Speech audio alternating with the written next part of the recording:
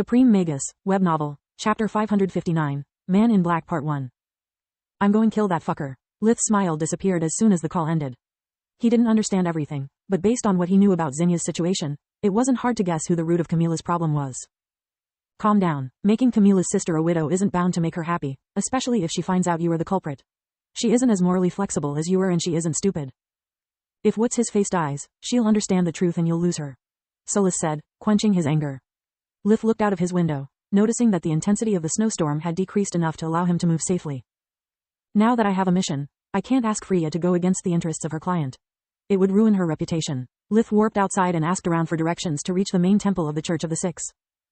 Sorting out its believers from regular people was quite easy. Rangers were known to be mages, so whenever he met the former, they would either shudder in fear or call him names, whereas the latter would warn him.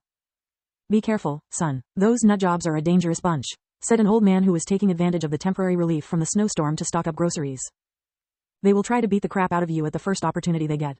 To make matters worse, if you retaliate, that idiot count will hold you responsible for their injuries. He spat on the snow as if Sester's name tasted like horseshit. Unlike most cities of the north, Xantia wasn't divided into rims, but into two districts. The eastern one, where Lith currently was the residential area. The noble or rich households were the farthest ones from the city gates, whereas the poor people lived in its proximity. The west district was the commercial area, where one could find shops, hotels, and restaurants. The main Church of the Six was located in an old warehouse near the center of the city. Lith shape-shifted his clothes into a commoner civilian attire before proceeding any further. It would be a good idea to not stir unnecessary trouble. I'll get in, check out the most notable members of the church, and get out. If not for the Griever and the Count's support, this would be an open and closed case. Let's hope things keep being so simple, Lith thought. When Lith reached his destination, his mouth almost fell on the ground from the surprise. The temple was exactly as he expected it, a simple rectangular-shaped building made of wood with a sloping roof. What stunned him for a couple of seconds was the insignia hung above the double doors. It represented a handsome young man with silver hair and 7 eyes, arranged exactly like those which appeared on Lith's face during the world tribulation. Yet they weren't yellow, but each one was a different color with the exception of the 7th eye in the middle of the young man's forehead, which was completely white, with no pupil nor iris. If it wasn't for the 7th eye and the pink skin, I'd think the Church of the Six venerates the Balors. Solus thought. Agreed. The question is, how do they know what an ancient Balor looks like? What does the 7th eye mean? Lith pondered. Despite the bad weather, a lot of people were entering the building. Lith waited outside, using life vision and mana sense to check on them. He soon noticed they could be sorted into two different kinds of people. Those who had a really weak mana core and looked really angry, and those who had a normal bright red or yellow one but looked to be in anguish. I can't feel any magical aura coming from the temple. It has no defenses nor arrays, Solus pointed out. Lith only had so much time before he was forced to get inside. The snow had turned the city white, making any passerby stand out. The sloping roofs didn't offer any cover, while patrolling from the sky limited his field of vision due to the still ongoing storm. He didn't want to go inside before whatever ceremony or ritual they were about to perform started. He suspected they would use it to spread the Griever with magic, yet he couldn't afford to do small talk with the church's believers. If they see a new face, the ones behind the scheme might get spooked and just spout bullshit, wasting my time. I'm too easily recognizable as a stranger. It's better to wait for all eyes to be on the altar. It will be easier to go unnoticed, Lith thought while hiding behind a corner. From above, Solus's warning made Lith dodge to the side with a roll. Nothing was falling from the roof over his head but a piece of snow, yet he knew Solus wouldn't yell like that without a good reason. He was right. A split second later, 2 deep footprints appeared in the snow and a thud could be heard. Someone almost invisible had just landed. Lith could see the air in front of him slightly distorted, but it was otherwise unnoticeable. You're better than I expected, Ranger Verhan, said a male voice quickly closing into him. Lith activated life vision and took out the gatekeeper's sword from his pocket dimension, making it shrink to the size of a short sword to more easily maneuver it in the alley they were in. Thanks to life vision, the distortion was now evident enough to see the human figure hiding behind it. Whoever this fucker is, he's not on par with Zolgrish. Lith struck forward with the gatekeeper, too fast and too close for the opponent to dodge his lunge.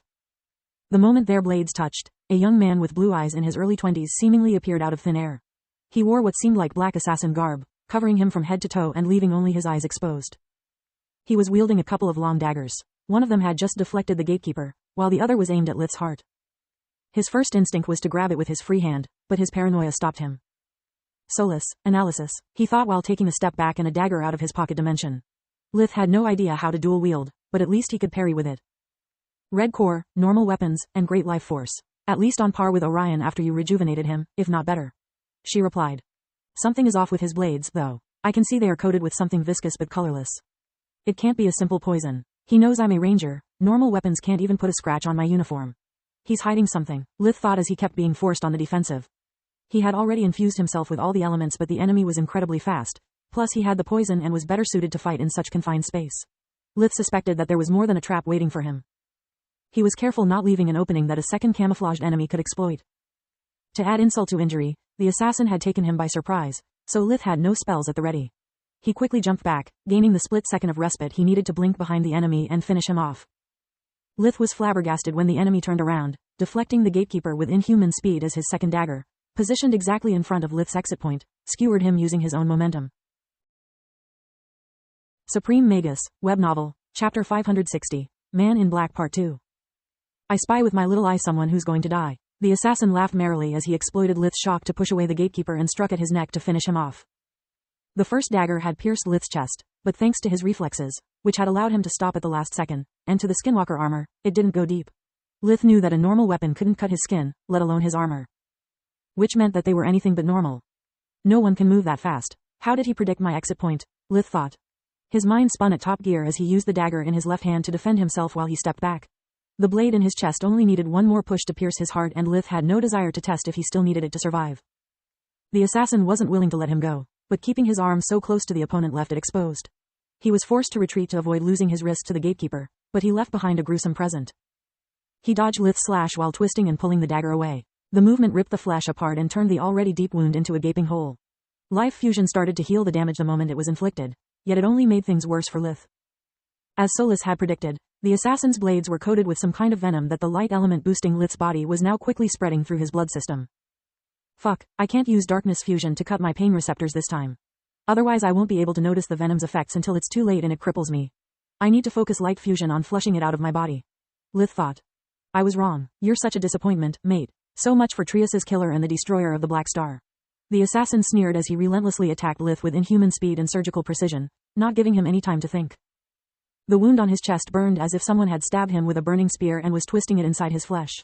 The venom coursing through Lith's veins made his heartbeats hurt like his blood had turned into sand, and now it was scraping at every fiber it met on its wake. With every heartbeat, the venom spread further. With every breath Lith took, his brain went on fire, blurring his vision. This is no normal venom. I'm analyzing it with invigoration and it's magical in nature. What the actual fuck is going on? Solis was desperate. Her words fell on deaf ears and she knew it. Lith was too focused on survival to listen to her advice, and she was too shocked from mana sense failing her in such an obnoxious manner to think properly. Lith's knees suddenly went weak while he was trying to keep his footwork on par with his enemies, and two small cuts opened on his legs. The assassin was not only inhumanly fast and precise, but he was also well trained. Since he had failed to overpower Lith, he had changed his tactic. The cuts by themselves were enough to slow Lith down, and the new doses of venom they carried with them made his situation even worse. Then, all the pieces of the puzzle fell into place and Solis regained her cool. She took a lightning wand out of her pocket dimension and shot at the assassin. He managed to dodge it, but his assault was interrupted. Not cool, man. How did you do that? His eyes were flaring with mana. He had clearly managed to follow the wand's movements with life vision. Son of a gun, Solis cursed while weaving several spells at once. Lith had only one breath of time to rest before the opponent came charging through the barrage of lightning bolts she unleashed. That single breath allowed Lith to regain his footing as well as his focus. The detoxifying spell from his magic ring coupled with life fusion gave him a brief respite from the blinding pain that was crippling him. This venom alternates waves of pain with sudden weakness. If I had used darkness fusion to cut off my pain receptors, I would have missed the pain fading right before my body goes limp and I would already be dead. I only have a few seconds before the spell stops blocking the symptoms. Lith thought. He stored the gatekeeper inside his pocket dimension and had Solis assume her gauntlet form. He deflected the first blade with his own while using his open palm to thrust at the opponent. The assassin smirked, thinking Lith had lost it. He lunged with all of his strength, boosting himself with air and fire magic to cut Lith's arm from wrist to shoulder in one fell swoop. Only when his blade struck the stone covering Lith's arm did he realize something was wrong. The impact made him almost lose his grip on his weapon as Lith's palm stuck at his nose, crushing it flat. Blood started to stream and his vision became blurry as the sudden injury made them watery. He tried to step back, but Lith had stomped on his left foot, crushing it and locking him into place. The palm slid on his face, followed by an elbow blow that shattered his jaw. The stunned assassin had no idea what was happening. His enchanted garb was supposed to absorb most of the damage, yet it seemed to be nothing more than a tacky cloth in front of the ranger's assault. Solis had simply taken out Zolgrish's eraser from her pocket dimension at the exact timing of the impact, shutting down the magical protections.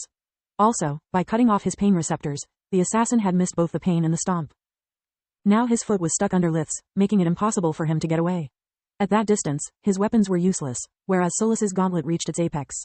Whenever the thin blade struck the thick stone, the impact made his hands go numb. They couldn't cut, nor express the full strength of their wielder, whereas the stone gauntlet was fast and hit like a hammer. The assassin ducked under the claws aimed at his face, but they still managed to make a small cut on his forehead. After his breathing, the assassin also had his vision impaired from the blood trickling in his eyes. He activated life fusion to stop the bleeding, only to suddenly feel that something was wrong. Solis had coated her claws with Balcor's venom to return him the favor. It was a special substance devised by the god of death, which directly attacked its victim's mana core. The assassin felt no pain, yet he noticed his fusion magic getting weaker, making the difference in physical prowess between them grow even wider.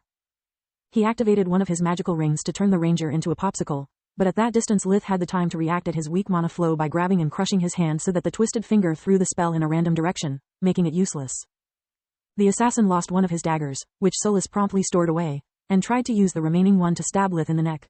Lith reacted by deflecting the blade with his stone-covered arm while the dagger in his left hand pierced the assassin's right side and cut him open until his ribcage stopped it.